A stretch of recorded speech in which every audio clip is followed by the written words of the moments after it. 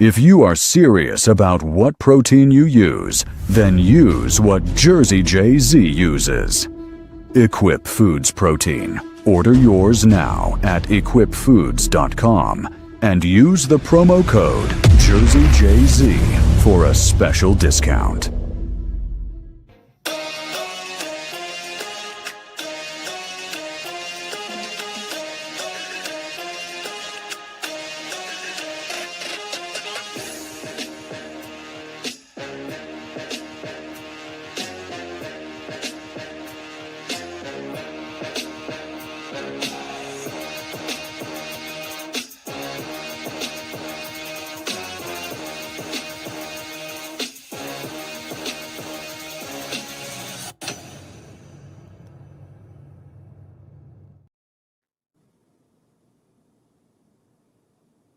Hello?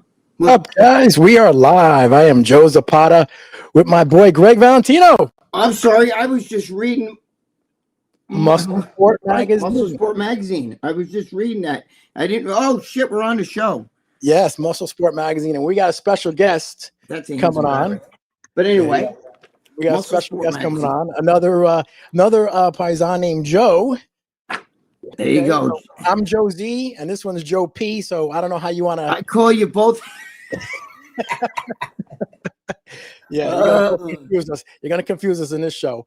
All right, but let's bring him on. He's the owner of Muscle Sport Mag, the one and only Joe Pietaro. Hey, thank you for having me, gentlemen. It's my pleasure.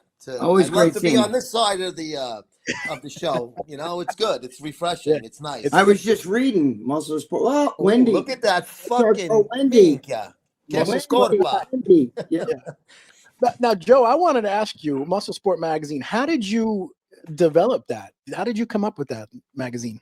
The URL was available on GoDaddy.com back in 2008. So I said, no, it was, long story short, at the time I was an editor of a sports magazine called New York Sports Scene Magazine. Okay. And it was a print magazine. It was around since 95, monthly print magazine. Small thing, but in the tri-state area, it was around. A lot of people will remember it from Modell's. In Modell's Sporting Goods store, they used to have, they would have complimentary copies of it in the hallway, like when you first walked in next to the Flyers. The owner made a deal with Mitchell Modell, and they were able to do that. So it got around a lot in the tri-state area, especially at those stores. And that's when, 08 is when the economy started to dip a little bit, and print was also started to get shaky at that point. And the owner had other businesses going on, and the magazine was not doing well. I mean, just economics. So I saw that it was probably not going to be for long. I was there for 2.5 years or so. And I said, I better get something to rely on in case this guy, Mike, who I'm still friends with to this day, he gave me a great shot, and I'm always in debt to him. I said, if Mike's going to, shut the mag down, I got to have a fucking place to sit and find, a niche. So I was into sports, obviously. I was into bodybuilding. I said, well, let me start one, like just a website. And it basically started off as just like a blog, if you will, for lack of a better term. I used the two things it was going to be. It was going to have muscle and sports. So hence the name came about. And, and the sports magazine lasted till sometime in 09. And then we kept it alive online for a few years after that. But I had started MSM in 08. Basically out of necessity of a previous job, not there anymore. Wow. Now you and Gregg were the first two podcasts, right, Gregg? You told me you two were the first. Well, Joe met me because of the Muscle Sport the Sports Scene magazine. Magazine. They did an article, and Joe and I got together. And from the moment we met, we just fucking clicked. Oh, we met in the city, and his friend Gary was there also. We had a nice lunch together. This was during the whole steroid scandal in MLB, Joe. Okay. So, wow. Okay. I was a member of the muscular development no bull boards. That's when the forums were the big thing. The big And thing, yeah. obviously Gregg had a big presence on there. So we just, like I DM'd him or whatever, and I'm like, hey, I write for a sports magazine. I'd love to do an interview with you about steroids. And he was a baseball fan, so it was like, this is a no-brainer. This is going to be a great story, right? So we met up in the city one day, right? And we had some restaurant. I forget. We ate where at it like was. one of them restaurants. I can't. TGI Friday. I don't remember what the hell it was. I don't remember. Yeah, it was but we sat there and I just put the tape recorder on and I had a great fucking feature story that Gregg had a lot of input, obviously. He had a lot of knowledge in both fields. And then we just, we clicked.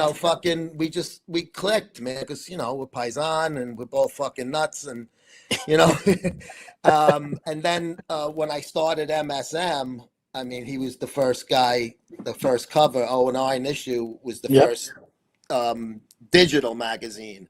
08 was website, 09 digital, 12 I added the print. So the first cover, it was just, Gregg's my first. I knew before I even had the first issue planned, when this happens, Gregg's going to be on it. And then we just became fucking partners in crime. It's crazy because we hit it off right away. By the way, that's my friend Steve. You guys know. Steven, what's up, Joe and Gregg? So now listen. Yo Matarazzi. I saw Joe, right? He came off the subway or something, and then he met us, and we were standing on the street. Now I see this guy. He has really big calves. I don't know if you guys noticed, but Joe Pietaro has some calves on him.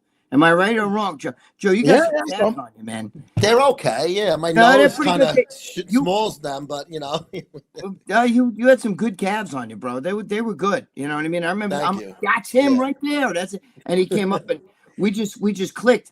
But the radio show that you were talking about, Joe, the other Joe, one of you Joes. You guys, you got these. The supporters have no idea. The guys in the comment. But the thing is that Joe got started working with muscular development. Nobody realized, but Joe was the editor-in-chief of Muscular Development's brother magazine called Men's Fitness RX. Just like Men's Fitness with Muscle and Fitness, there was a Men's Fitness version of MD. And Joe also was like one of the editors for MD as well. Joe wrote Arnold Schwarzenegger's column.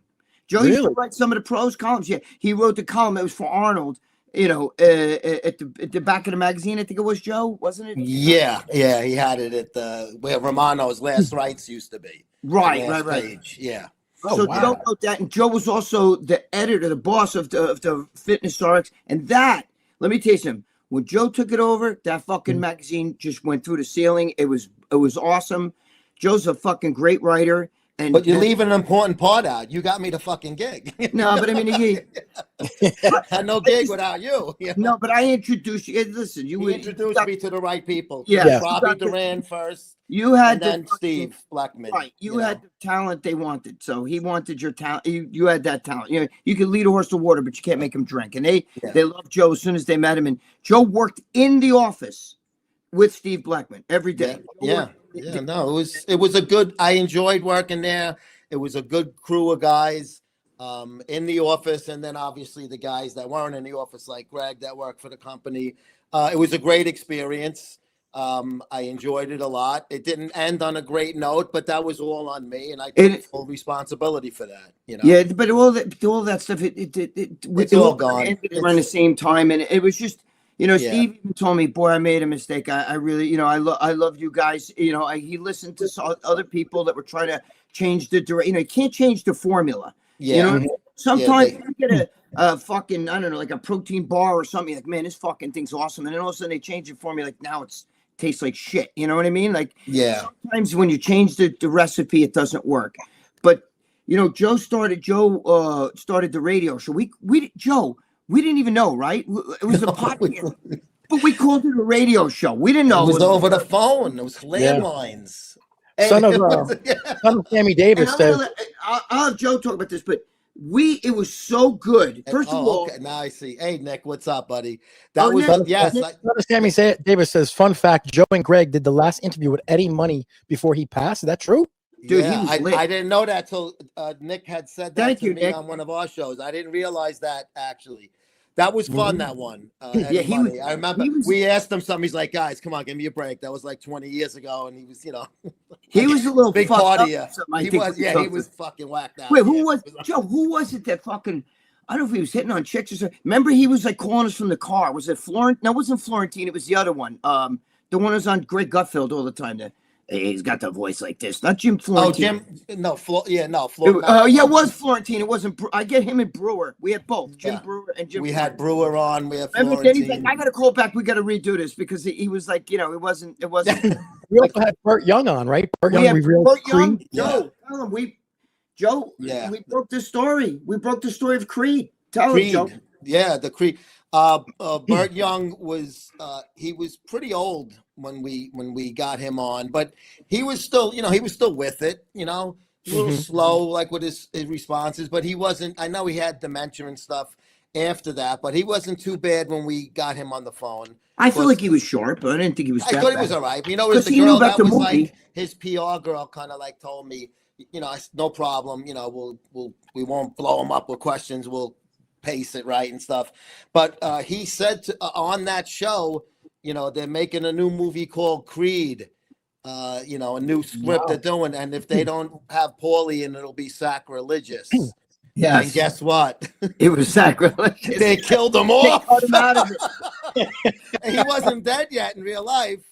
The show Joe and I did was on TMZ twice. That and the one with the fight with between Snooki and what was that? Angelina. I think now she's back on now. Yeah, but they weren't on. It was a big fight and stuff. And we talked. TMZ. So that was pretty cool. I felt I felt like, all right, we did something good. We got noticed by these guys, and they're a big fucking outfit out there. We had Big Ange on, and she invited me and Joe over her house. Get you guys some meatballs engraved. You wanted to make us what, pig's knuckles and stuff? Yeah, meatball. I made the best meatballs engraved. Come to the crazy the drunk monkey or something was her bar in Staten Island, and she had one in Florida too. Yeah, Big Ange was a sweetheart, and you know what's funny? Just to show you how a lot of these reality shows are kind of bullshit. We were asking her because we talked to Drita, Big Ange. We had a lot of those girls on. Mob wives, yeah. Yeah, I'm sorry, the mob wives. And she was saying, "Oh, there's no problem with us. Those are my girls, right?" Yeah, because they were always fighting on the show. Yeah, those are my girls. I love them. Yeah. Oh, I love them. They're no problem.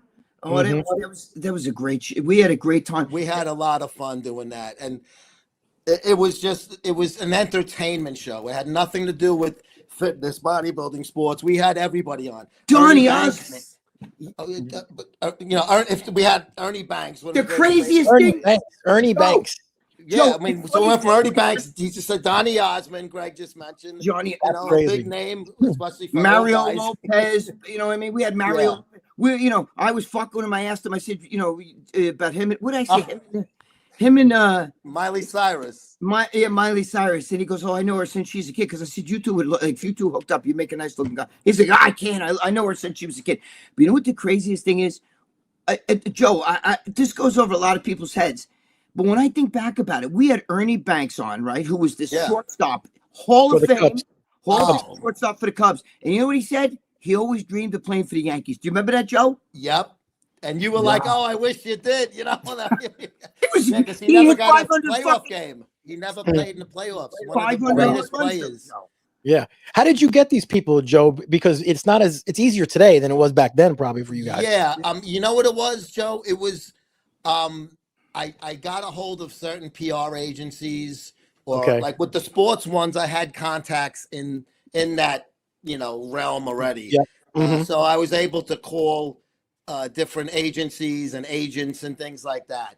With like these rock stars and I said, well, if I'm hitting these sports agencies, there's got to be agencies that have TV and film people on it, or fucking music, or reality shows. That was a big thing. Jersey Shore was huge. Yeah, this was back Greg, 2013, around then. It was. But I think even before that, and it was driving Steve Bleckman crazy because he wanted us to do more bodybuilding. But we were hitting major celeb. I mean, we had fucking Oh, what's the guy's Greg, name? I got the list right here. You want me to read a couple Go of ahead. them? Tell us that list. What do you got over there? All right, hang on a second. Hang on. Let me. This is crazy. Watch. All right, now Yeah. I have all of these shows I have downloaded on MuscleSportMag.com. You can still listen to them. Oh, you You can can still still listen to them, and I have it in multimedia. Okay, If you MuscleSport. click on multimedia, right? So there's different seasons. So this is I have them broken down into industries. Okay. Entertainment industry. Donnie Osmond, Mario Lopez. You mentioned him. James Maslow, who was the kid from Big Time Rush, who was a really fucking nice guy. Very nice kid. He's a good kid. Burt Young. Burt Young. Big Ange, Drita DeVanzo, and Love Majeski from Mob Wives. Oh, wow. Okay. Fabra Abraham from Teen Mom. I know who that. Yes. Wow. Barry Abraham, Right? I remember her. Very, very attractive. And by the way, some of you guys, real quick, some of you guys who are sitting, Burt Young, that's Paulie. Paulie. From Rock. From Rocky. From Rocky. Yeah. Rocky, And remember Paulie? Bobby Bacala Sr. in The Sopranos. Bobby Bacala? He played Bobby Bacala's father. Oh, He yes. was only in that one episode when he did the hit and he got killed. He crashed from the choking when he had the cough. Frank and Mark Sorrentino, that's the Situation's brothers when they had Mike the Situation. Mike the Situation. We wanted to try to get him on it, but it didn't work. We had his brothers on. What are you gonna do? And then we had these ones, the ex-wives of rock. Remember those wacky heavy metal brothers? Oh yeah, the ex-wife. Oh, wow, yes. Athena Lee Kotak, Charisse Neal, who I think was Vince Neal's sister. Vince Neal. But she's married to some guy in some other band. And Bobby Jean Brown. I forget who. One was with a White Snake guy or something. I forget now. Wow. But they were kind of fucking wild. That's nothing. The list is really a lot longer than that. He's got a lot. Here's the musicians. Ian Anderson, he's obviously the Jethro Tull. Jethro Tull, the flute player. Ron Bumblefoot Dahl, he's in a million fucking bands. Guns N' Roses. Guns N' Roses. Sebastian Bach. Oh wow, Sebastian Bach. Not whatever the fuck their name is. Eddie Money. Eddie Money. Melly Mel, who's Melly Mel. Frank Grandmaster. Blaze Bailey, who was the singer in Iron Maiden, in between Bruce Dickinson's two stints in there. Wow. He did 2 albums with them. He told us some freaky shit. Go ahead, keep going, Joe. I'm sorry. John Corabi, who took over for Vince Neil in between his 2 stints. Motley Crue. And Motley Crue. Now, listen, all right, we didn't get Vince Neil, but we're just 2 guys doing on online phone. It was a fitness. It's supposed to be a fitness show. It's supposed to be fitness. We got it, Steve. Don't worry about it. Bruce Kulick, who was in Kiss and Grand Funk Railroad. He was the in Kiss when they were out without the makeup. Okay. He never wore the makeup, but he's a really good guitar player. Don Brewer, who's in Grand Funk Railroad, he's one of the original guys. Oh, Don Brewer. Michael Sweet from Stryper, he's the lead singer. In Stryper, they did that like Christian heavy metal. Yeah, They wear the black and yellow. Kip Winger, the leader of Winger, the other band. Comedians, Jim Brewer. Oh, here's one of our favorites, Greg. Pat Cooper. Pat Cooper was fucking great. Oh my god! Oh my god! Cooper. All he did was throw Howard Stern under the bus and shit. When I told my parents, Abuanamo, they were still alive back then. When I told them I interviewed Pat Cooper, they didn't like. But wait, you do sports? What do you? Why were you? You know, they didn't understand. I'm like, don't worry about it, because they love. I told my father the same thing, because my father had that album with the fucking the table. The Hero. The Hero. Yes. Sandwich. I have it in the closet. Over Pat there. Cooper. Pat Cooper. That's great. Pat Cooper was fucking awesome. Him and Howard Stern were buddies. He was always on the Howard Stern show. And then they had a falling out. He's like, that motherfucker. But Hamptons, the Howards and the Hamptons, he said. Artie Lang, who was Artie Lang. I love Artie. Artie Lang was so fucked up when he was I don't know how he stayed awake. I think he was laying in bed. You know, when you could tell when somebody's got the phone in. He was a mess. He was so fucked when he was talking to me. And he was a mess, but still very funny. Though. He's a legend. Oh yeah. Rich Voss. Jim Florentine, Don Jameson. Now, Florentine and Jameson, a lot of people know them from that metal show on VH1 that was around for like about 5-6 years. They're stand-up comics, but they're really into metal too, and they did a lot of interviews with like Ozzy, that type of guy. Sports. Here's the last topic. Jim Kelly. You forgot a few guys. Like, what about the Reverend? What's his name? You're gonna go, Reverend Bob or Reverend? Remember this? Oh, Bob Levy. I didn't have him in there. Reverend Bob Levy. Oh, that's my mistake. Are you What missing about Stuttering John? Stuttering John? Never had Stuttering John, no. But Reverend Bob Levy. And who was the Ari Shafir? Ari Shafir. I forgot about him. What? Yeah, I fucked up. Dude, he was fucking great. This is an old list I made, but it was after those shows, so I don't know. We did Ari Shafir, who's fucking funny and great. The Amazing Racist on YouTube. Dude, you ever watch him?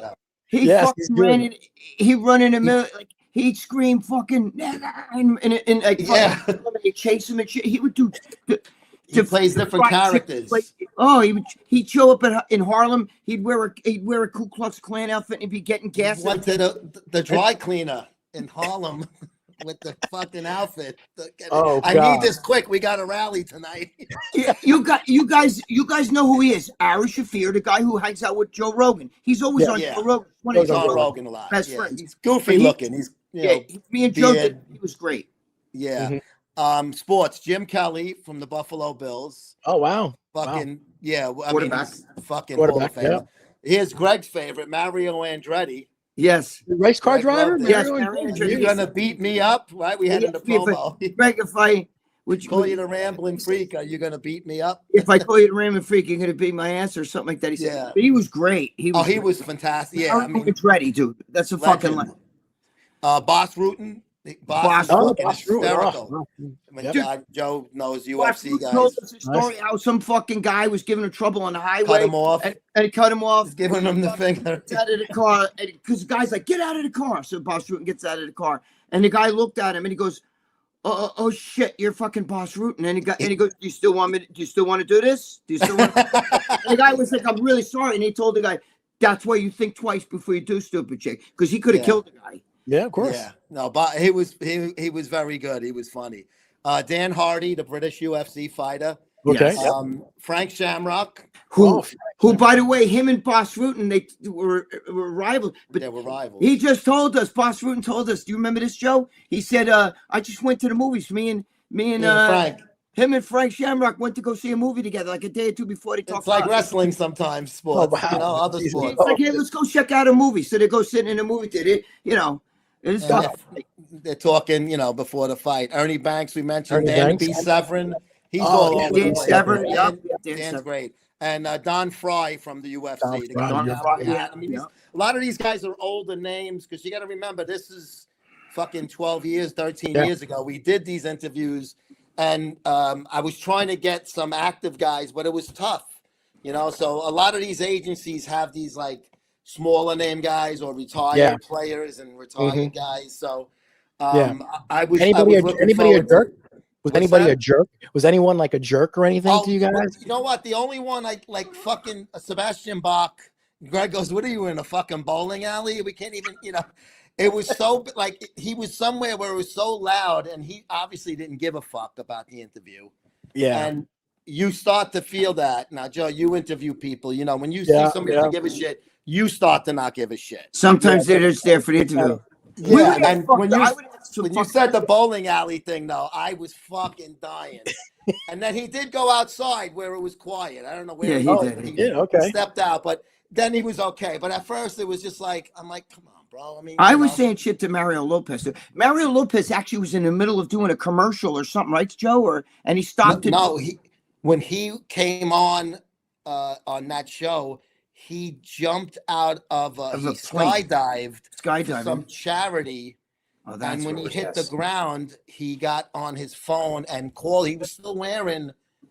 I wish there was video because it would have been so cool to see him in that, outfit. And he's like, "Yeah, I just hit the ground." I'm like, "Plug the charity," Boom. I remember. He was such a good guy. Yeah, he was. He was a good sport. I was saying some stupid shit, even about about the fucking what's her name and stuff. And he's like, I kind of know her since she's a kid. That wouldn't, I met him when we did a cover shoot for Fitness RX, and Steve flew me out to California to do the interview there, and we did a behind the scenes video and all of that. So I got to know him. He gave me his fucking cell phone number. You know, I hooked it up, or we sent them all copies because his whole family was there. So we took the photographer took a lot of pictures that we didn't use, just of him, and his dad was there, his wife. He had 2 young kids, and so we sent him, like, we printed out fucking bunch of big Joe pictures. got him on the cover. Joe was there. Joe got him on the cover of the fucking magazine. But we sent him a bunch of things from MD, and he was so, like, because, like, he called me on the phone when I was headed to the airport, and he's like, I want to give you my address to get all that. And I'm like, I got you covered, bro. And somebody else at MD, Mario I forget Lopez. who it was, but I don't know if it was Big Al or somebody in the other office, or may have been Alan or Steven. We really, I know who he's talking about. We fucking sent them, like, really nice. And he says he had it, like, hanging on his wall. Do you know that him and his father? He's such a good MMA fighter that, do you know that kid? You know, I always watch Giorgio Polaris. You know what I'm talking about? That does all the wrestling. He's the one who took me down for $1,000. He's almost beat him a few times. And even Giorgio said, this is probably one of the toughest wrestling matches I've ever had. Because Mario Lopez? Mario Lopez. Watch it. Really? Watch him. He was into the boxing stuff when we did the interview. It was the future was with him in the boxing ring. It's funny you say that, because actually, Giorgio said something like, he had me beat in the ring, but, you know, I'm having a tough time because I think him and they box too. And Mario Lopez beat him. And remember, this kid's like in his 20s. Mario Lopez is fucking like 48 or something. No, he's 51 or 52, he said. I just saw a whole thing with him. That fucking guy is such a good MMA fighter. He actually almost pinned Giorgio. I mean, it was really good. That's impressive. He's in great shape, man. The guy's fucking ripped. I mean, he was in great shape. And there's another interview with Angela Salvagno. Oh, that was one of my favorites. That's another one. We forget. There's a lot of people that Joe and I even forget that's not on the list. Yeah. Well, that was after we left. We were asked to leave MD. But we did that MSM. You know, we did that. Thankfully, that wasn't a phoner, because that would have been a waste. You need to see Angela. We're really. But there was another person that Joe did. Joe forgets about this, but he also did the cover and brought the interview with what's his name, the football player, who I met too. I can't remember his name. Fuck. I met him in a steakhouse. Joe, help me out. Sharp. Yeah. Shannon Sharp. He was Shannon Sharp. He wrote a column for a year in Fitness RX. Yeah, really? Joe was the boss. Yeah, we did a cover feature. We flew to Atlanta. We did a cover feature. Who was training him then? What's his name? The ex-bodybuilder. Oh, shit. I don't remember. Not Max Charles. There's another guy. Charles Glass? No. I forget now, but he had an IFBB guy who trained. But Shannon Sharp is fucking in dynamite shape even now. Yeah, he's a big deal. Yeah, he's a great. Yeah, he was really cool, and I had to talk to him every time, and you know, he would just give me the stuff, and I'd write it down, and then I'd put the column together, write it in first person from him. I wasn't making it up; it was his info. So we had a pretty good relationship for like a year. Doing it, and it was good. He got the magazine cover on the NFL Today. He was working for CBS at the time. Yeah. So, you know, we got some good exposure out of that. And Mario did great. Mario put it on fucking entertainment. What's the thing he's on? Entertainment Tonight? He did like Entertainment Tonight or something. Entertainment Tonight, yeah.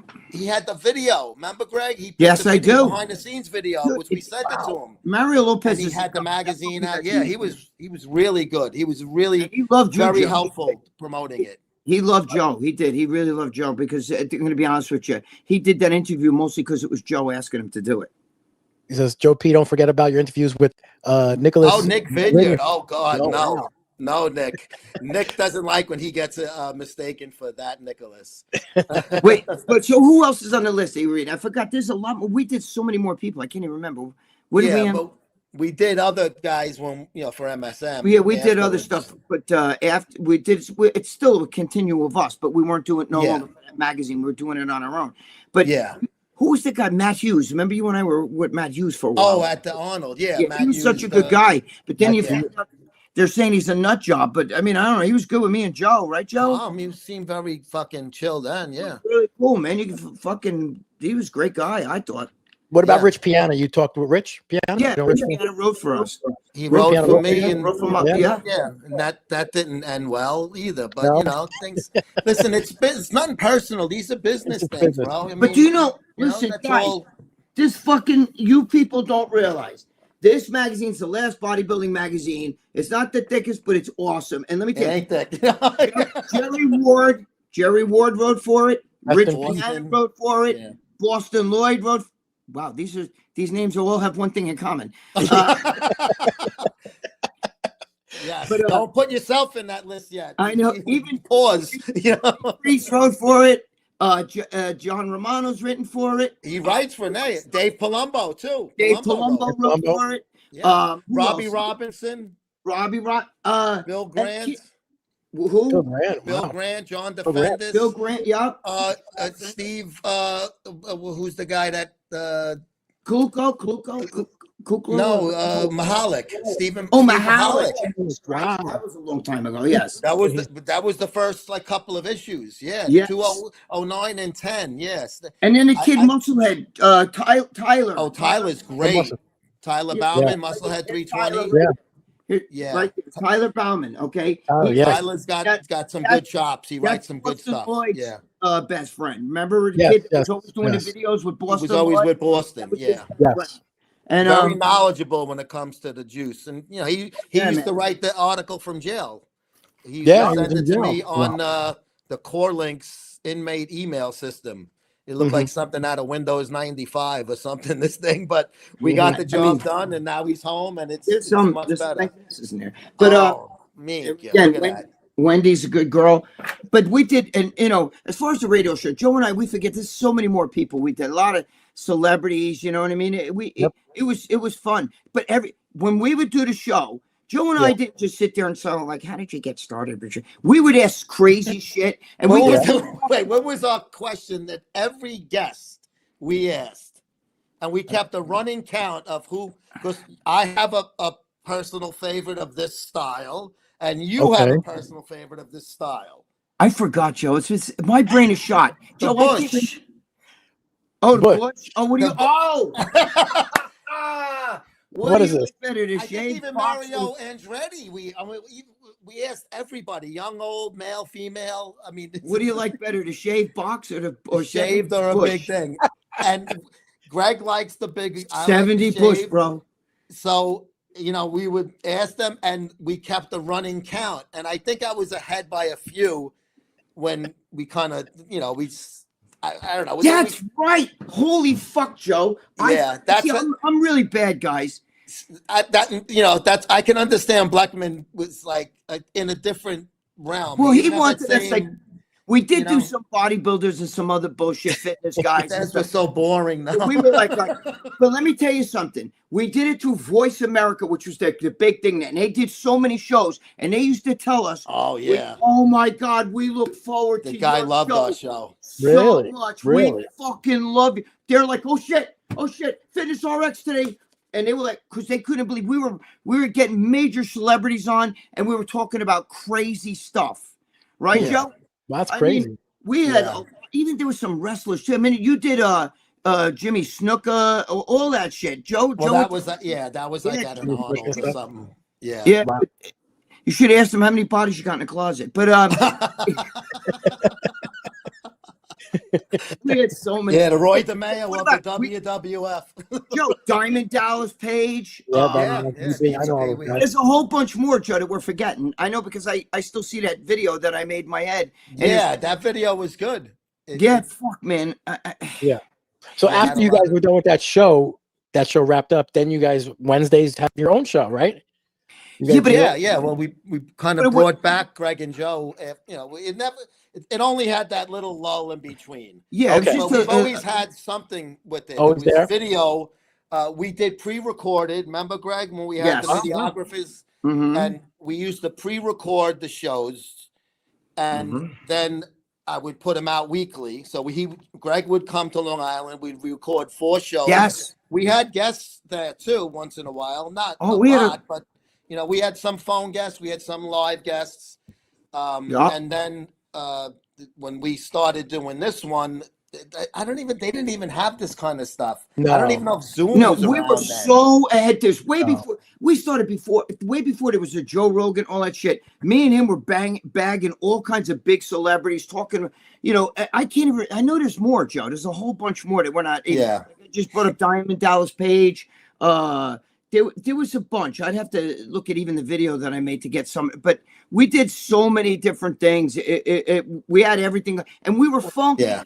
Again, we had really cool interviews. They really loved it. The guys at Voice America were like, "Oh my God, we look forward to." What were some of those other shows in their lineup? Remember, you were joking about it. I can't really like people like some woman who had like a knitting show like every week, like fabric and shit. It was just like, the podcast recording network. It was they located in Arizona, I think. So we would call a number in Arizona, and then it was like a real studio. And the guy was even had a thing where he could tell me in my ear when we were going to go to commercial break, and I would have and I would say, it was Greg, we're going to be back right after this, and I would hear like the music start, like the fucking like when you go to a break, and then they'd play the commercials, and the guy'd come back. All right, 10 seconds, we'll be back on. So even though it was through a fucking regular phone, it still had it was the quality of it was really good. Right, that's before this podcast shit that is today. Before that, and that no radio, Skypes and nothing. Some people say to me, "Well, why didn't you guys just keep doing that with there?" Because you had to pay. I mean, that was and Steve was paying it. Yeah, right. Like I got Derek Anthony with the company he was with because it was free, and I hooked him up. Oh, Blog Talk Radio, we did that too. Radio. Yeah. I knew the guy that owned it, so he said to me, if you have any people, so I sent him Derek Anthony. You know what I'm saying? Because Derek called me up. He was so pissed because he used to say, "Come on, Robbie." Robbie Duran was running things, and they didn't want him over there, because he blasted MD, then he wanted to come back, over there. So I said, "It's a fun go to Buck." But Joe and I, we had so much fun doing that shit because we had those guys telling us stuff. You know what I mean? Like even Frank Shamrock fighting with his brother and all. Like we weren't just asking so what did you do? So how'd you get into wrestling? We had them getting into normal stuff. Like I remember Boss Rutan was even talking about his daughter and shit like that. And, like personal shit. And Joe, what was that guy saying to us? The guy who did the lead singer from Iron Maiden. Remember he was saying like the 666 or something like he got. Oh, the license plate. The license plate. Him. And then they were on stage and he swore that this fucking didn't he swear some demon thing or something? A vision or something. He was a little weird, but it was a fun interview though. Plus it's like his era in that band, the fans look at it as a very negative era. They didn't like it. I personally did. So I was I was asking him almost like as a fan kind of questions, which I don't try to do as a journalist. I kind of separate that, but I was curious about certain things like, some of the fans only look back at that era now and appreciate it. When you were doing it, it was underappreciated. How do you feel about that as a musician? Especially, and obviously you couldn't have felt bad when they asked you, when they told you were out because the old guy came back. It wasn't like you got fired for some fucking rookie, So it was like he knew, okay, if they're going to get back with Bruce Dickinson, I'm out. Kind of. It was like Sammy Hagar when he took over for Van Halen. But Roth, David Lee Roth is back, and you're like, holy shit, bring Sammy here because he's all fucking shot. He can't even sing anymore, right? But some of those interviews, we asked them like funny, crazy questions, but other stuff, chicks and shit like that. Yeah, we had fun with it, We had fun. Yeah, we had a lot of fun with it. I tell you, Steve didn't understand because even the people in the office thought, "Oh my God, this show's great." But Steve wanted more of a bodybuilding, you guys, more bodybuilding. Yeah, and I'm like, dude, we're hitting fucking major celebrity. Once you get that on, other celebrities see that you have those kind of celebrities on. You got Mario, Donny Osmond. You know what I mean? It breaks the it breaks the mold for others to come on. I'm just saying, we had it really good, man. He said, James wants to know how Joe Zapata and Gregg met and clicked. Well, actually, Gregg, one of the first times I met you, we met at Sound Factory, but you don't remember. We met at Strong and Shapely. Right. And I remember. Joe was there too. I've met you, Joe. Joe was with me, yes. Joe was. You guys would come there and sit down and do some sort of table thing. We did yeah. Bob said we did that. I was there and I met you. That was my first time. I hope it wasn't a day we had to fight. No. I don't think so. The infamous fight. Oh God. That was just all fucking stupid. Hey, we all fight, Listen, Joe just told the story how him and Him and his brothers. Me and my brother just had a big fight. And his other brother came over, really? knocked them both out. Yeah. His brother, that's a boxer, knocked them both out. Knocked him out and left me on the lawn. Left me on the lawn for like 3 hours. Ooh, that's a tough one. Well, the Dennis were having a fight, and his other George came over and was like, both of you, bang, bang, Bang, bang. Boom, boom. We're both knocked out on the lawn. clean house. Sometimes, sometimes brothers have disagreements, but that ended fast like that. It was over with, and Yeah. But the thing is that we just had so much fun. We would go like even with the expos and shit. We were with everybody fucking. Oh, the expos. What's that girl's name? You were doing an interview and I kept looking at her tits and her ass. Oh yeah, the big blonde, Sherry something. Not Sherry. Like you. No, not Sherry Goggin. No, not her. The other one. The one. Who are you talking about? Jesus, Joe. I think she was. She was going to go on one of the shows with us recently. She said, "Yeah, I'll go on." Was that you, Joe Zapata? Was that you? Wendy Fortino? No. The real, the real hot one. The one that, for Christ's sake, Joe. Remember the one where I have it in the video. Put your fucking hands up, and you're over there trying to talk and shit to her, and I kept going like this about her tits and shit. What was it? Joe, help me out. Come on. I have no idea who you're talking about. No idea. Oh, Monica Brandt. Yes. Monica Brandt. Okay. Yes, Anthony. I didn't start doing this till I was retired. So you waited till you retired? I was off that shit job and fucking started. You're lucky. This It's a mess over there. I can't even. It's like another life. I can't. It's a different job today than what Joe was on. That's what it's like I never did it. I'm ashamed almost the way it's. No, don't be ashamed. You do what that's. To me, it's like that might have been like I got reincarnated and became a different fucking guy. I'm just But Joe's a hell of Joe is one fucking hell of a writer. Steve Bleckman loved his writing. The whole thing was there was new shit happening over there. He brought Dina in, and he had everybody. He had that Andros, and that's what killed everything. That magazine went from 400 some pages down, cut in half, and then But Joe was a great writer, and Steve loved his writing. He's a very, very good writer. Joe is really good. Thank you, Greg. I appreciate it. And it's one of the last magazines, correct? It's the last magazine. He wrote a lot of the pros articles. They would call it in, talk to Joe. I do 5 sets. None of those pros write their own columns. No. None. No. Me and Ron Harris. Him and Ron Harris. Yeah, Ron did them all. But when I was with Flex, I did Sean Roden's. That's how when he was like way before his Olympia. Really sweet guy. I mean, he was really good. Fucking Juan Morel was a great guy. Who's the guy from Africa who won the fucking the Flex Pro in 2012?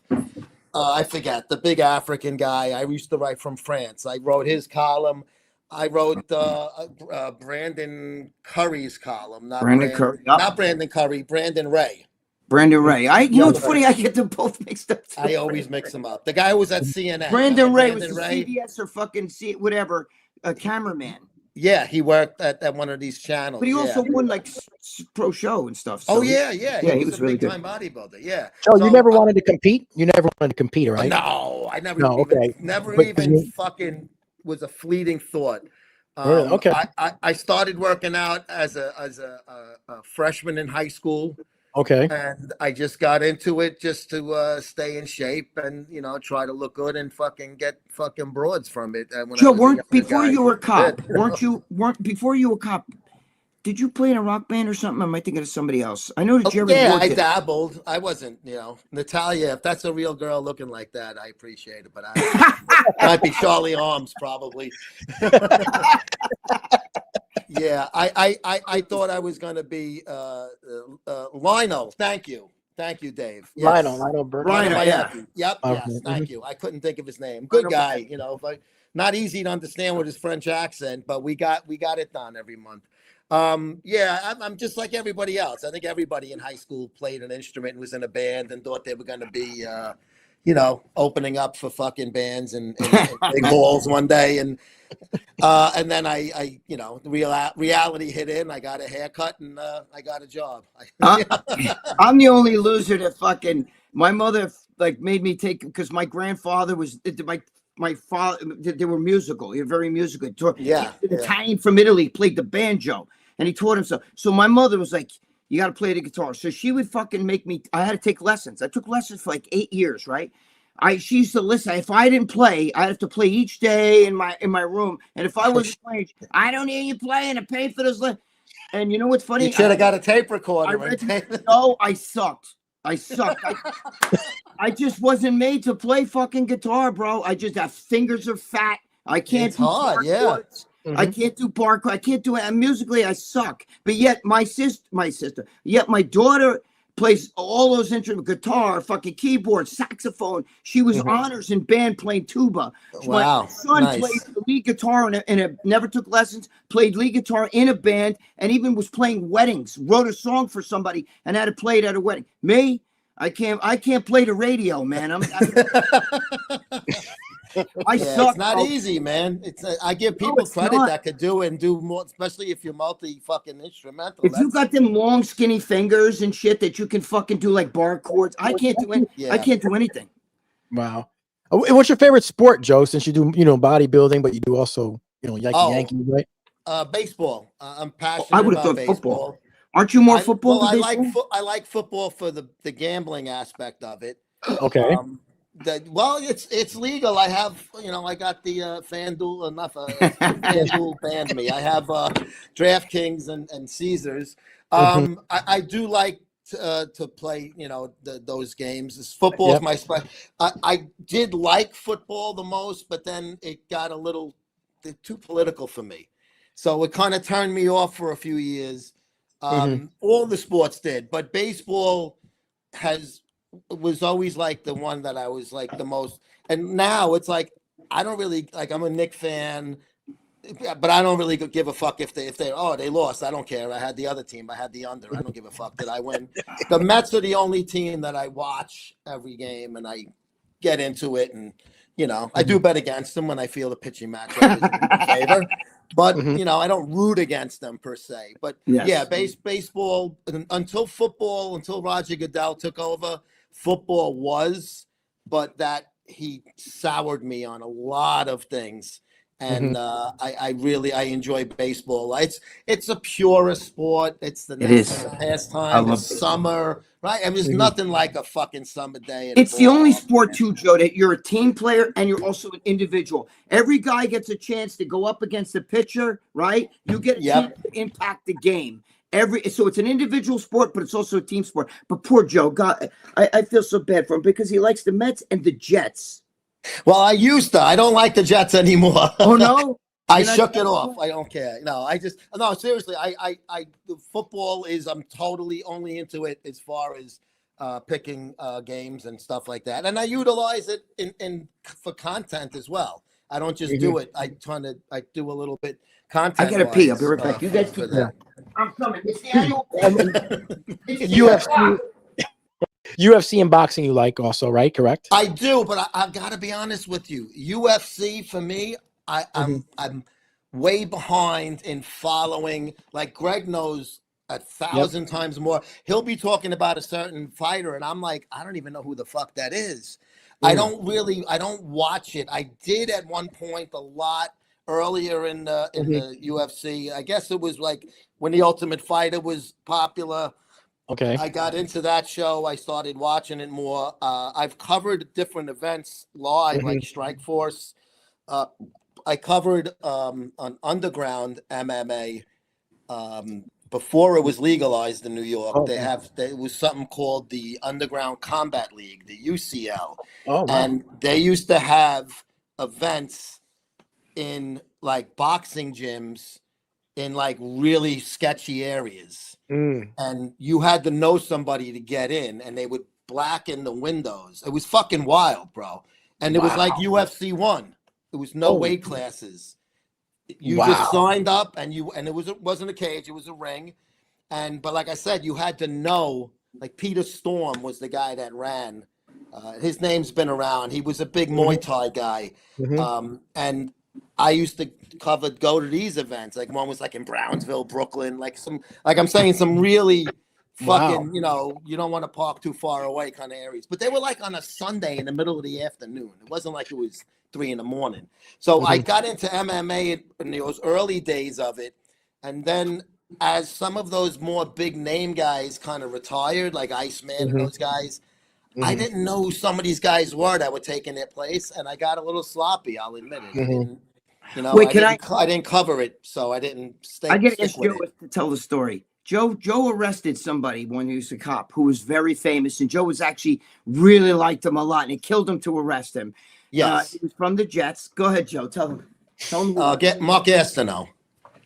Ooh, Mark Gastineau. Joe arrested Mark Gastineau. Joe, tell him. We treated him like gold, though, and he was so cool. He would come to the fucking office and bring fucking signed shit and stuff. It was long story short. It was he was married. This was like his second wife, not the first one, not the good-looking one. This is a different one. She was a little older and she was a little wacky, and he even told me, like, when they first met, she was a trainer in a gym and looked a little different. I think they were both using a lot of, you know, drugs and shit. I'm just, you know, allegedly or whatever. And he had an order of protection against him. He could not go to her residence and stuff. So he was, one night went and she lived in this big building in Queens and was ringing the apartment doorbell, and she wouldn't buzz him in. So she called the cops, made a report, and that's an automatic arrest situation. It's called a violation of an order of protection. VOP, it's called. So I catch the case and I see perpetrator, Marcus Gastineau, you know, and I'm like, and my boss, we're both Jet fans, and he goes, I made sure you got that one. And I start laughing. I go, oh, wow. I said, this is going to be cool. And I knew he got collared before. So I looked up where he was arrested. I called the precincts, and I got on the phone with a detective in some precinct in Manhattan, and he gave me his lawyer's info and all of that shit. And I believe it was around the 4th of July weekend, like on a Friday. So I get a hold of his lawyer, who is a female. I forget her name. And I said, listen, I got this case, blah, blah, blah. I said, why don't we just do this Tuesday? Tell him to stay the fuck away from her. Let's enjoy the fucking holiday weekend. Come here Tuesday, 9 a.m. with him, surrender. We will fucking, there will be no news. I can guarantee you that. We kept our promise. He came in. The guy was a fucking total gentleman. Told us some great fucking stories about boxing Alonzo Highsmith and how Alonzo Highsmith kicked the shit out of him in Japan. And they flew back together, sitting next to each other. And he was all busted up and stuff. Because he's like, I didn't even train. I'm like, I'm going to fight a running back. Remember, Highsmith was a running back with the Houston Oilers. Yeah. And he was a boxer, too, like Gastineau was. So he's like, I didn't even fucking get ready for that fight. I thought I'd kill him. He beat the fucking shit out of me. So Mark was a really good fucking dude. I actually wrote a letter to the judge and said he was very cooperative and surrendered. And to tell you how good of a guy he is, one of the guys in the office was coaching like a peewee football team. I don't know if the kids were like middle school age or 12 or whatever. And he goes, you think he would stop by a practice and talk to the kids? And I'm like, can't hurt to ask.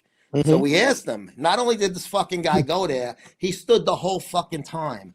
Got guys in 3-point stands. Imagine that. Now, the kids didn't really know who he was per se, I guess. But they explained, this is But a their guy who was on the Jets, right? This is a fucking all-pro sack leader at the time. This is before Strahan, and then now the other guy in Cleveland broke the record. So he was such a fucking good guy. And he actually was supposed to go. This is a funny story. We used to go to the Subway Series every year. We would get a whole bunch of tickets and have a whole section when, you know, in the regular season. So this You're talking was to detectives or your friends? You and your friends? The detectives. Okay. We would a whole bunch of us. Special victims, homicide, the squad, you know, Borough. It was like fucking 30, fucking 40 of us. We'd have a big barbecue, drink beforehand. And they were playing a Saturday afternoon game at Shea against the Yanks. And I said, Mark, I'd want you to come to the fucking game. And he's like, oh, I'd love that. And I'm like, will that bother you that this is where you used to play? and you're gonna be. He goes, no, you guys are cool. I'm having a good time with you guys. So we were all ready to have Mark Gastineau come. And what the fuck do you think happened over the weekend? He's dating some new girl. Got him. I'm not going to get into specifics, but he got himself, and he was back. He got locked up again. And while he was in the fucking clink, we went to the game. We had an empty seat with us. I don't know. We gave it to somebody else. But he was going to come to the fucking Shea Stadium with us and fucking watch the Mets and Yankees play and hang out. And he was just, good fucking guy. He had troubles. He had issues. But I was going to ask you, when you arrest some of those big high-profile guys, do they get special treatment across the board? You try to, because you know what? They're not really a threat to run or escape. They're not going to fucking try to hurt you. We didn't cuff him until we got to the fucking ramp at Central Booking. He was in the fucking car. We were supposed to have one guy in the back with him. I wasn't worried about him. My partner and I got in the fucking car with him. He sat in the back, without anything. And when I had to cuff him, I was like, I got it. He's like, oh, I know. I've been through this, Like another time, they locked up Anthony Mason, special victims, from the Knicks. Knicks, yes. And he was sitting in the room, and I walked by and went, hey, what's up, Mason? He goes, hey, how you doing? They didn't take it personal. They knew, all right, this is procedure. I got a lawyer. So we treated them nice because they gave us no reason not to. They were behaving nice, like gentlemen. Okay.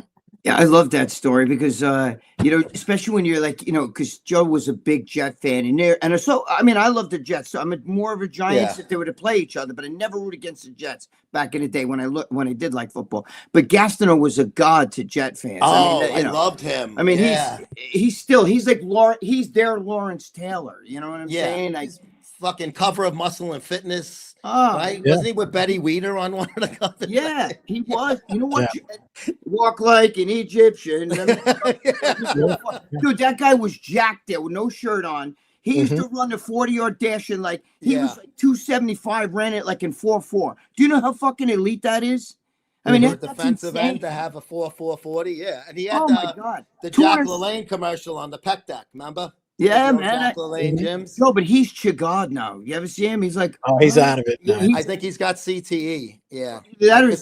Or they medicate the shit out of him so he stops beating up his wives. I did have one other interaction with him one time at the old Giant Stadium.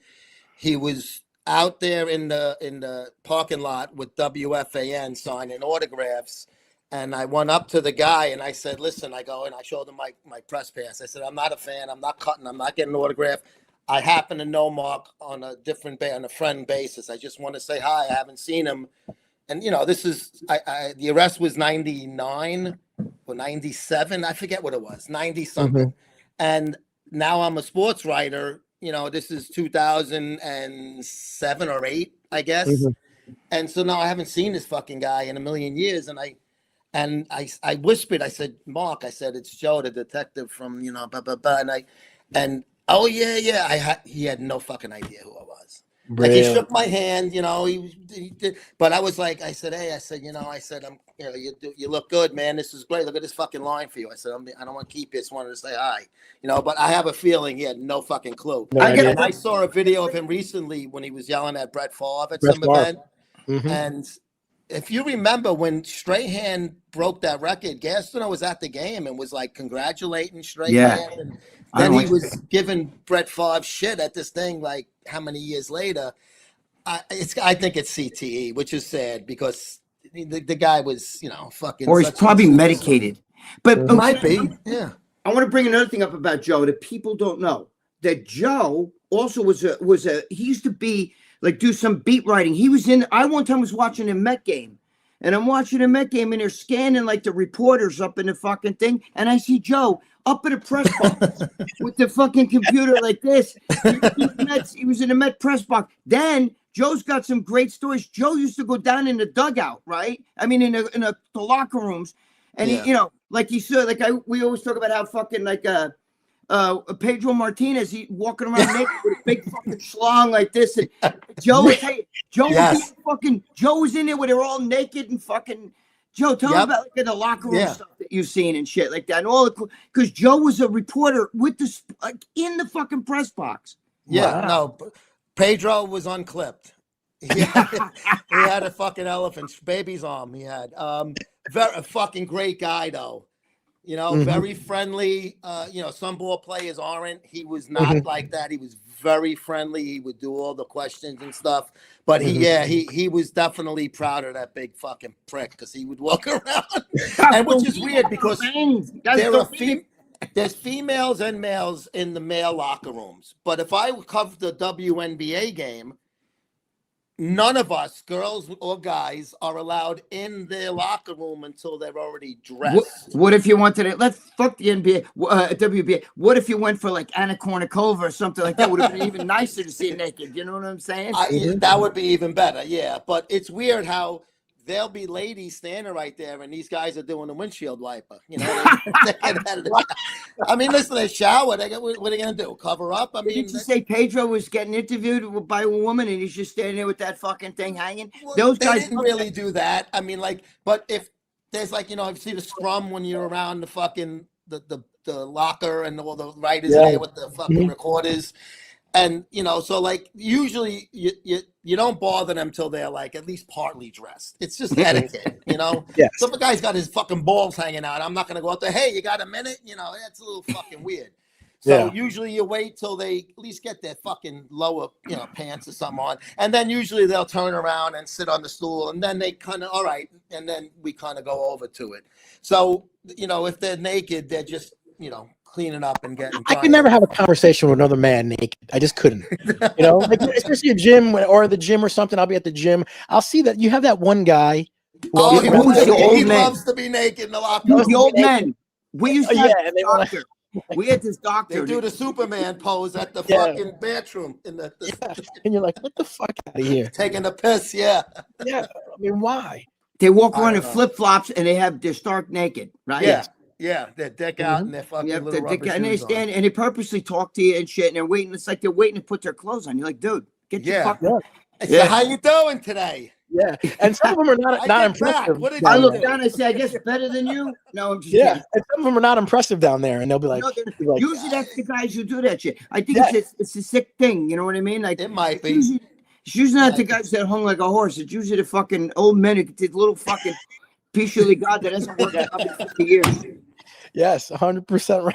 Joe, did you go in and met at the Yankee locker room too, or just met locker rooms? No, both of them. Yeah. Did you ever see Derek Jeter naked? Yeah. No, I never saw Derek Jeter naked, but he was a dick, though. Yeah, I know. I heard that. He was a dick. Fucking A-Rod was cool. Yeah. Randy Johnson may believe he didn't see anybody. He was very surly. I heard he was. Chin Ming Wong. I don't know if he spoke English, but he was friendly though. He would say hi. Oh, really? Yeah. I knew a cop, Joe. There was a Port Authority cop, and they used to take the Yankees and the Mets and all that shit off the plane. You know what I mean? The planes would come in. Yeah. And he told me, he said Derek Jeter was a total. He could try to talk to me, wouldn't talk to you, but A-Rod would talk to you. So he liked it. He wasn't even a Yankee fan, but he said A-Rod's a good guy. But he was a nice guy. Yeah. Derek Jeter was very like stiff, standoffish. Yeah, I see Ben's asking about did I ever arrest the WWE guys? No, I don't. I didn't have any. Because the Iron Sheik was very famous for getting busted in Jersey. Yeah. And well, Joe was famous for pissing his pants drunk on the Opie and Anthony show. He was hammered like at 7 a.m. I never had really any interaction with any of those guys. It would have been fucking fun though. I would have. You know, I wouldn't have liked to lock them up just to maybe just, you know, run into them with something. You know, you run into different people in different situations and stuff like that. It's not always a negative situation, but no arrests of WWE guys. Yeah, Joe was in New York. Joe was NYPD. That's Jersey. You know what I'm saying? It's a different animal. Joe, did you do something with Jim Norton? No. The comedian. What didn't you do? No, it was Anthony from Opie and Anthony, right? Didn't you do? I used to do a show with his brother. Right. Video podcast with Anthony's brother Joe. Yeah. Mm-hmm. Right. So when I was gonna say when you went to the Yankee locker room and the Mets, did you go to like the Boston Red Sox or you know? If you wanted to, yeah, they were open. If you wanted to, the road team was. Yeah, so we did that sometime. Sure. I did a good interview with Mark Cuban. He's very talkative, you know, Really? he was cool. So next we're playing the Mavs, and we went into the Mavs locker room, and he was there. So, I mean, it was like, take advantage. You don't always get that opportunity. Players are always there, obviously. The fucking owner's not, especially on a road game. So that was pretty cool. He was very, very friendly and talkative, and you enjoy it when they don't rush it. You know, you don't keep them there longer than you need to. The guys that do that are schmucks. There are certain guys that do that, and it's just, it's just bad policy to do that. Get your couple of questions in, and you got enough for your fucking story. You don't have to hog this fucking guy up. I hate him, and other writers did that, But most of the athletes were pretty fucking cool. The coaches like Joe Torre. Joe Torre was cool and stuff. I never did Tory. I know the managers were different because you had when they brought people into after games, you have the post game press thing, especially at the Garden. So you did those, but the locker rooms were different because you can get more exclusive. If the guy's talking on in the press room, everybody's getting the same quotes. Even if I'm asking a question, you're writing a story, Gregg's writing a story, he can use that quote. It's in an open forum at that point. Right. But if I'm talking to a guy one-on-one, I got a nice quote. That's my quote. I spoke to the guy. Correct me if I'm wrong, Joe, but the managers go in the manager's office. They don't really go in the locker room much. They don't go in the locker room. They have their own office. They even get dressed in their office. They have their own shit. Matter of fact, when they have a problem with the player has to go into their office. In the office, yeah. Right. He doesn't come into the fucking locker room. He doesn't go in the locker room. Yeah. Right. At least not when we're there. Maybe, before game. I did have the opportunity. Gary Carter was managing a minor league team, the Long Island Ducks, which is out here. And we went in his office to interview him. And that was pretty cool because fucking Carter's, big time fucking player and was a local people loved him in New York. Buddy Harrelson, I've interviewed a number. Buddy Harrelson, oh shit. He's just, a fucking sweetheart. But should have been a manager. The managers go, that was my one I enjoyed a lot was Carter because he's such a big part of the Mets history. What about Keith Hernandez? Because he's up there. I never had a chance to interview him, but he once picked up my fucking jacket that fell on the floor while we were eating in the press room. We were sitting back to back, and he's like, "Oh, hey fella, you had like an overcoat. We would get dressed up, kind of nice there." And it had it on my thing, and it slipped off, and he picked it up and thank you, Keith. I actually saw him another time when I was a private investigator. I went into a bar in what's that fucking part of Long Island? Oh, it's where he lives out east. It's a really like a posh, very posh area of Long Island. And I was a PI and I was doing a case. And I go in, and he's sitting at the bar having a beer, hanging out. I didn't go up to him. Keith Hernandez? Yeah. I mean, he lived there. It was probably his fucking watering hole.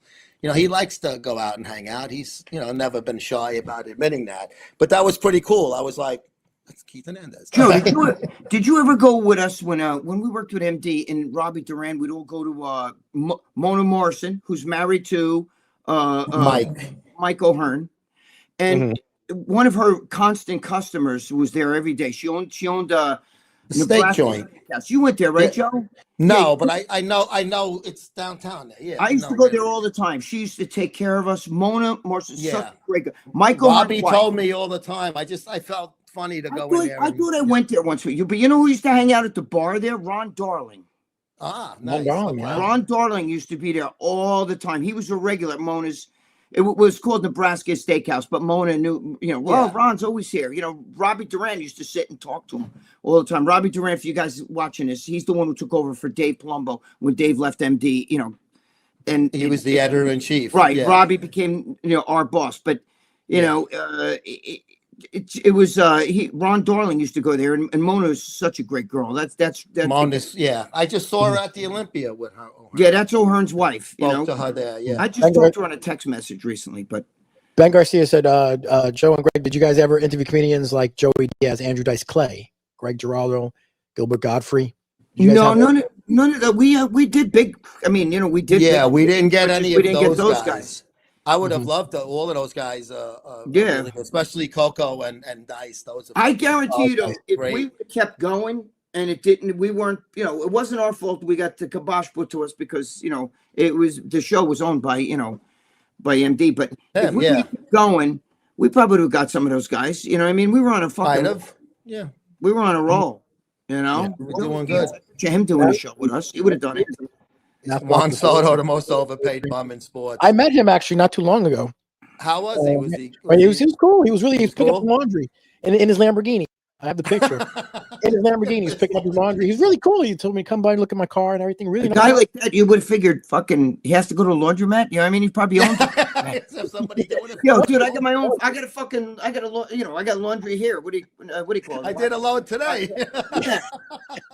Dude, he had a bunch of I got a luxury that $765 million man don't have. You know? Yeah. Yeah, exactly. And I'm ahead of him because I got a Mexican that does the laundry. Oh shit! Jesus Christ. Juan Soto is getting a lot of money, and I said this to Gregg yesterday on the show. I think after that collapse last year, I think if the Mets could do a fucking reset on that, they wouldn't have made that signing. Joe, they say that Mets this close to signing. Oh no! Let him go to Toronto. Get him the fuck out. One of the analysts put Joe. One of the $50 million a year, Gregg. Joe, after you and I got off the show yesterday, this will really make you sick. Said, wait, the analyst, one of the MLB analysts goes, think about this. If the Mets do this, it's out of, they're doing it to just appease their fans because it's out of desperate, because that amount of money, you could have brought back the Polar Bear and Diaz, both. For $52 million, for $2 million more, you could have brought back both of those two well-loved Mets. Diaz and the Polar Bear. The sucker is not worth this fucking money. And they want to, they're floating a 4-year, $50 million, 4 years, so $200 million deal to this fucking guy. Are you kidding? They have no fucking pitching. They have to take a step back and rebuild and just admit it to their fans. This is going to be a year that we're going to fucking see what we got. And next year, the fucking the market's going to be a lot better than it is this year. And then we're going to fucking look. We're not punting the season, but we want to establish those 3 starters that we had at the end of last year and see if they're fucking full-timers. And we're going to bring in a couple of Band-Aids to do here and there. I just I don't like what I'm reading out of the fucking. But Alonso, that I'm seeing. Alonso's a fucking could hit 40 home runs a year for you. I mean, Diaz is probably the best reliever in all of baseball. Yeah. And you let those two go to bring back one guy and overpay that one guy. He's never played left field too. And I know they're out of their minds if they do that. You know what I mean? I don't like you said. They're doing it to appease the fans. Right? Because they shit. Fuck. Don't worry about Mets Twitter. Worry about putting your fucking roster together. If you have a plan, go through it. If it doesn't work out, it doesn't work out, and shit happens. You know? Dude, I remember in 1986 or whatever it was, the Yankees had 6 guys that actually made the All-Star team, and they couldn't win a World Series. And it took them in the 80s, 86. I think. They had some rough years then, Yeah, but they had got All-Stars that they don't get along. This is when Henderson was on the team. Mattingly, Henderson. They had all those guys on that team, and they couldn't make it. Merrill era. God, Stump was the manager. Yeah. Dave Winfield was on the team, right? Winfield all these guys great, though. What a player he was. Win the World Series, you know what I mean? So it's not sometimes it's not about having an all-star at every position. You know what I mean?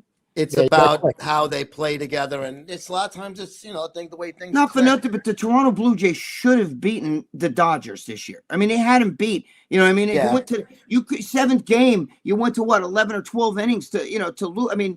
Yeah, the Toronto Blue Jays, if on paper, are not even close to the Dodgers. You know. Yeah, and they got them. Another Anthony Rendon. Jesus, they just bought him out too. California, whatever the fuck they are, L.A. Angels of Anaheim. I don't want anything to do with Kyle Tucker as a Met fan. I think it's not a feasible move with the money. Right. It goes against everything. They've been showing that they're cutting money and trying to see what they got in these younger guys. Then that's what you see. You don't just buy a guy and say, learn how to play left field. Because it looks good on paper, but in reality, sometimes all-stars don't mix. No. Look at Dor and Soto. Supposedly, there's bad chemistry between them. They're not fucking getting along well in the clubhouse, and that's a problem. Alonso was a good clubhouse guy, and Diaz just his win. I mean, his fucking arm spoke for itself. I mean, you get the best reliever in baseball. I don't have a problem with them letting those guys walk if you stick to a plan that I think they were trying to stick to. I didn't like some of the moves they made. I didn't like the Polanco move. Right? Is that the guy they got from the AL team? I wasn't a fan of that. Yeah. They're saying I think Simeon's going to get moved before the season starts, but I don't know. Maybe I'm wrong with that because they got so many guys in that middle infield spot. It's stupid. But they're going to put Polanco. They said, David Stern's quote was, "We did our homework on that." He says he spoke to one of the assistant coaches on Polanco's team who said he took some grounders at first in batting practice. That's not like he played there in the minors and then switched, positions in the majors. That's not the way you fucking put a team. I don't give a fuck about first base right now. You didn't need Polanco. You didn't. I say get a Band-Aid. Get a guy on a fucking 1-year deal. I don't get to sign Goldschmidt for a 1-year deal. I was going to say get a guy there. You don't need to fucking fill it with long-term things. No, I would have been good with the Yankees bringing back Goldschmidt for another year. He had a decent year for them. Yeah, decent year. I mean, he's only 2 years off of winning the MVP over there. I mean, the same Cardinals are going to try to bring him back now. I don't know. Yeah. I don't know, guys, but it's been an hour and almost 20 minutes. I got to wrap up. I can't believe that. I feel like we've been on 15 minutes. Yes, guys, that was great. It was like quick. We had a great time. Joe, I'd love to have you on. Come back again. Oh, anytime. You're always welcome on Gregg and Joe show. Where can we your Instagram and give us all that stuff so we can know where they find you? At Muscle Sport Mag, and it's musclesportmag.com. You can get the magazine. Go to the musclesport.com/store. $34 a year, free shipping in the U.S. I ship worldwide. Whatever the post office charges, I charge. I got these shirts left. They're $15 with free shipping in the U.S. So it costs about $6 to ship. So it's like $9 for the shirt. And listen, you got the fucking leadoff hitter right there. There's fucking Ricky Henderson, Davey Lopes. Fucking Lenny Dykstra. There you go. Columbo right there. But listen, you guys that like the Rambling Freak, this is the Rambling Freak. That's the Rambling Freak. Right? Same thing. It's the same column, same crazy shit, I mean, and every Wednesday, you guys are live Wednesday at 3 o'clock. Wednesday, 3 o'clock on Muscle Sport TV. Oh, there's Dave with the doggies. Those are cute dogs, though. That's funny. That's a funny picture, but I love dogs, man. They're cute. It's been fun. Yeah, Wednesday, 3 o'clock. And there's Gregg and Mini-Me. It's been fun, guys. Love you guys. Thank you so much, guys. I appreciate it. Joe and Joe. All right, we'll talk to you guys soon. Take care. Great job, Joe. Started from nothing. Jersey streets, we owned it. Jay-Z pumping iron. Body builder coating. Beans on the